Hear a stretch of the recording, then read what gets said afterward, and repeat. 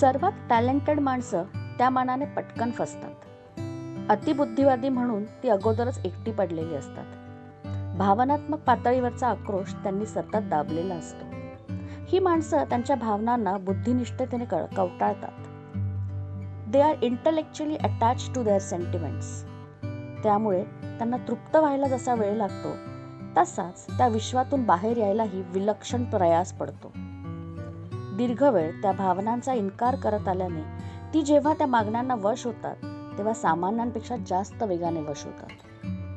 पुन्हा पुन्हा फसतात, पुन्हा झगडा देतात.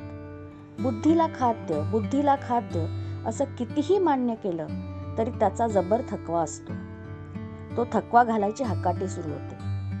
तसं झालं की बुद्धी हेच ज्यांचं भांडवल, अशी माणसं भांडवलशाही झुगारून देतात आणि बुद्धीला न पटणाऱ्या गोष्टी अधूनमधून करतात. सिगारेटपासून नाना प्रकारची व्यसनं कमी न होता वाढतात का? तर त्याचं कारण हेच. मग सामान्य माणसं याच असामान्य माणसांच्या सामान्य गोष्टींचं अनुकरण करतात. उंची गाठणं ताकदीबाहेर. खोल जाण्यासाठी ताकद वापरावी लागत नाही.